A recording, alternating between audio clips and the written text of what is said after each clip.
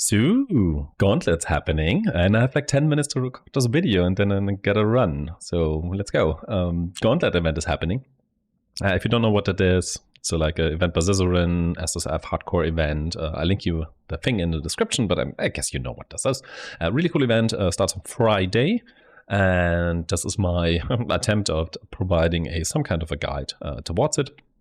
I'm gonna assume that you need a guide because you clicked on a guide. So that means I'm gonna assume that you have nothing to do with the bosses. This is purely for how do I get to 1995 easily, rather safely, in a manner that like an intermediate player that is in need of a guide can actually do. So I took my own plan, dumped it down a bit, put a ton of notes on it, and try to make it as easy as possible, as much as I can. That being said, I'm neither an expert on Boneshatter or Melee or Gauntlet, to be fair, in that regard, but I haven't seen anybody else do something like this, so here you go.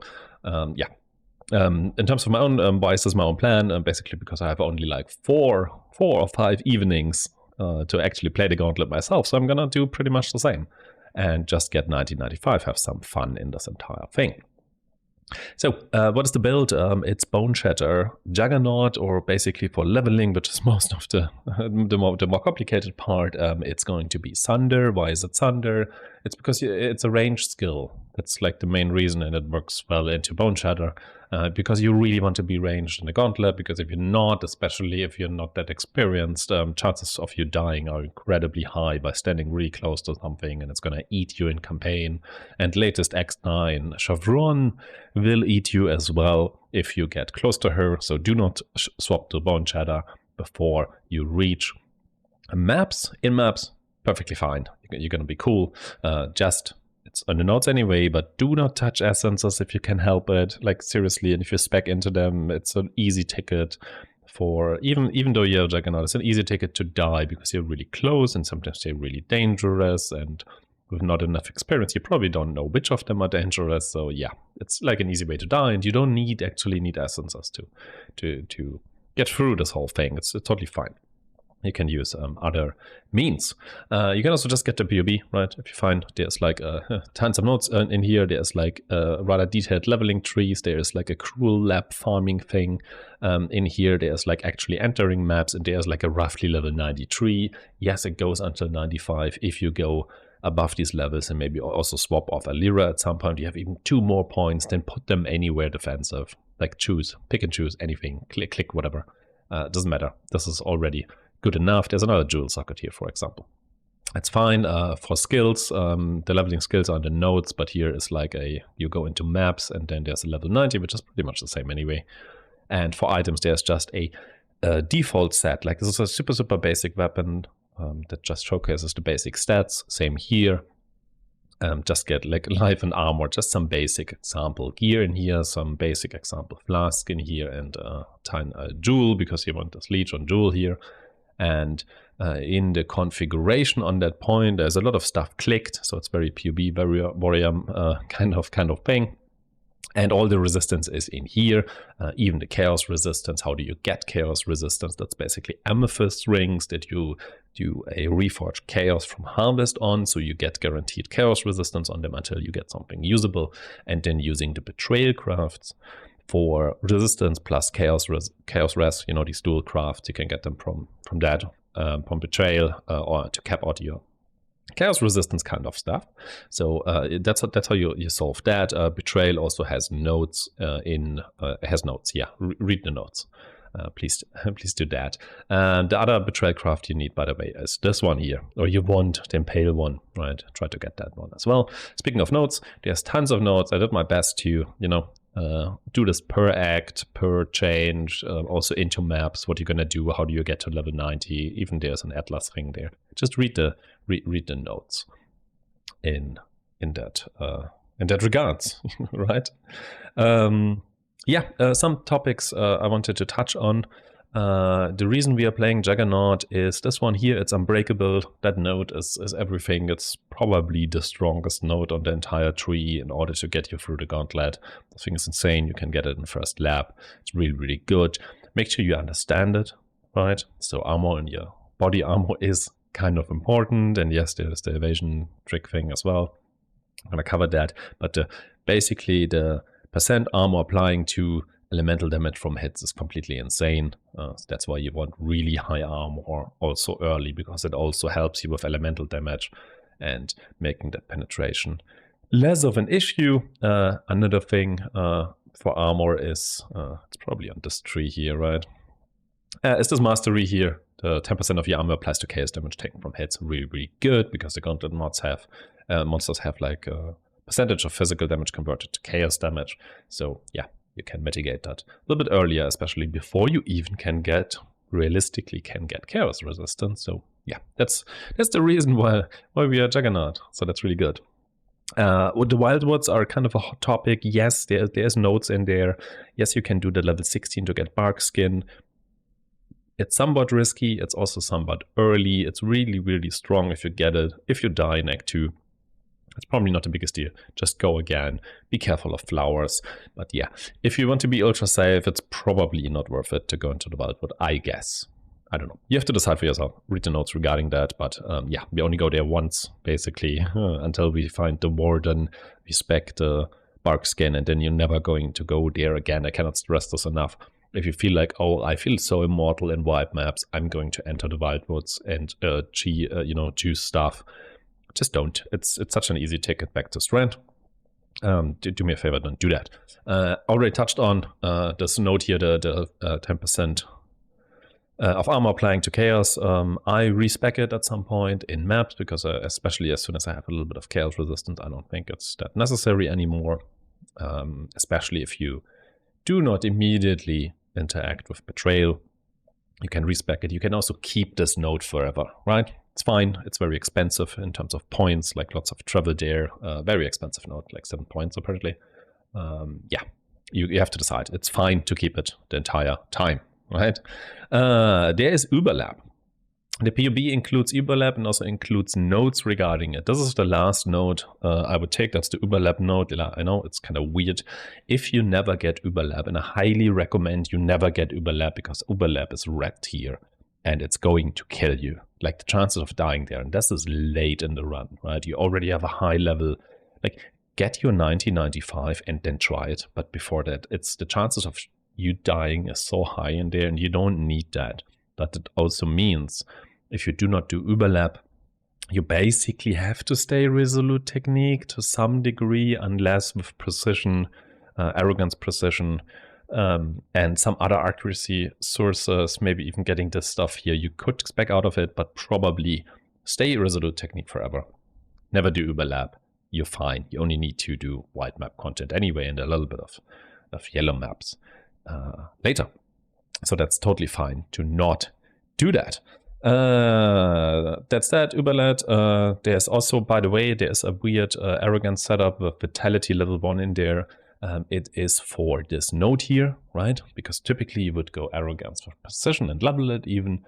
But if you do arrogance with a very low level vitality, so it reserves no life basically, or even reserves some for vitality because regeneration doesn't hurt, it enables, this node here. That's why we have in the maps thing anyway, like a weird setup there. That's the reason for that.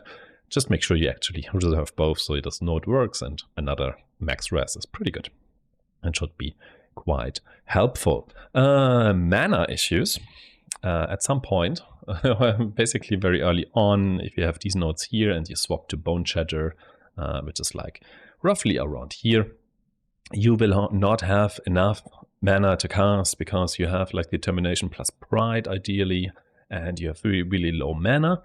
You solve this by getting a Viridian Jewel in here, which looks like... I need another different thing one. I have it in here, I believe. That has this node. Basically, you need any form of mana leech.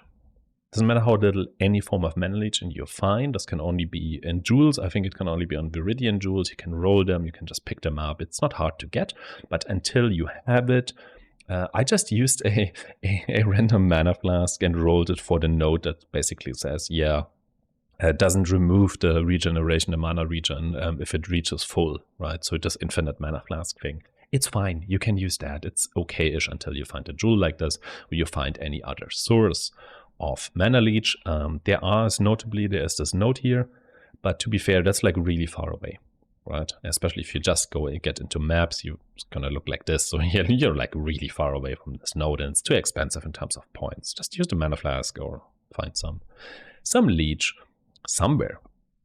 That's, yeah, and as soon as you have this node here, this socket here, you're fine on mana. For attributes, I really like that a turquoise amulet that has a perfect implicit, which is not crazy to get, right? You pick one up, you can bless orb one. If you have this 24 dex and intelligence, it works out really nicely with all your attributes. You don't need much. And that is because your intelligence is basically, the issue with intelligence from the tree is that you need 68 for vulnerability, and you already have 58, and the next 10 you get here anyway, right? Like it's on your way from like the next tree here. You get it here, and then it fixes it perfectly to 68. Dexterity is a little bit of a different story, because dexterity early on, let me look to this one here. Give me a second. Let's do the basic one here. For dexterity, your X, like the Despot X base type, needs like 86. Blood Rage needs a little bit. Impale and Close Combat. Basically, because of the X, you need the 86. Your baseline have 58, and then you get 10 here, and you get 20 there. Until you do that, you can anoint proficiency. Unless you have random dex anywhere, right? Anoint this, then you have enough dex to use that stuff. If you want to use precision later on, you need way more, but yeah, if you never do overlap and you always stay this, then you don't need it at all. But yeah, early anointing this. As soon as you have this node and this node, you can start anointing this, for example, here, or something else, and it is kind of solved. So that's how you do dexterity, and yeah, that's that. There is also, by the way, the thing with rage. I don't have it in here. Like the X mastery, that the last one, you know, attacks with axes and swords give you rage. That one, yeah, you can go for that, and even add berserk at some point, like more rage. I didn't play with that in my test runs and was totally fine. Go for it. Don't go for it if you want to. It's definitely an option. Later on, it's not in this POB, is a suppression version. So if you let's put it that way. For that, you absolutely, if you go that far, you should have done overlap by now. That's like think about that version. If you actually get to 95 and there's still time left in the gauntlet, that's when I would start thinking about it as a player in context that actually needs a guide. The idea is that you basically do this, right? And then also put lucky here, right? So you get a precise technique on the way, you get suppression here and get a suppression lucky. For precise technique, as in this case, you would already see, oh, there's not enough accuracy, even though we have a level 20 precision with arrogance in this case. Also, by the way, the additional dex fixes itself on the way, so that's also fine for precision. To be fair, you need another source of accuracy. There are technically points here, right? This would kind of fix it, but you're starving on points, so that's not it. You need some kind of accuracy on your gear, and then you can activate precise technique. Really cool, really strong, pretty nice. And since you're going suppression there, what you do is you get either dexterity and armor gear, because that can roll suppression. Way more likely is that you use rock or any other means on pure evasion gear, and you use it to roll suppression, because the chance on pure evasion gear is like twice as likely to roll suppression compared to armor suppression, evasion gear, right? So yeah, that's what you would do. You replace pieces with that on your body armor. If you want to keep up your armor, you can craft it, I believe, for like 10. You can craft like 10 on it. On the other pieces, you can roll it, and you basically get, including the lucky node, you can get the suppression chance probably closer to 80, 90, roughly, something like that. Since you're then starting to have evasion gear, if you have pure evasion bases, you kind of have to. You almost have to click Iron Reflexes, I believe. If you have actually mixed gear, armor and evasion, I'm not entirely sure. It depends a bit on your actual armor values here, still getting out of this. But evasion is not actually bad, right? If you already have a ton of armor, getting like a bunch of evasion on top might not be the worst idea, let's be fair. So I guess it's debatable if you click it or not, especially in maps that is for mapping. For bossing, obviously, you want the armor, you want the stuff, because evasion doesn't matter, except for very few bosses. So yeah, that's kind of the idea. You get dex-related gear, you have to get suppression, and then you potentially click this, you go over here, and then you realize, oh, this is already a level 100, that's a problem, and yeah, it is. And difference here is you swap off Alira, that brings it down by 2 points. You sacrifice these points, potentially these, because they are mostly elemental resistance you can solve differently, right? You can also swap off Alira in general, obviously, at some point on your like journey to level 90. At some point, if you have enough resistance and you don't need it anymore, then swap off. You can absolutely do that. And yeah, these points can probably be sacrificed. These can be sacrificed, and yeah, other damage one, probably these if you have to sacrifice them. Other than that, please make sure you read the masteries. There's the specific one where people easily click the corrupted blood one. In my opinion, this one is way better, so you don't get randomly, you have a bleed flask anyway, and you don't get randomly cursed and somehow your resistance is lower and you die, right? Obviously you could over resist and then you don't need this anymore, but yeah, and there's also curse effect probably. Yeah, I don't know.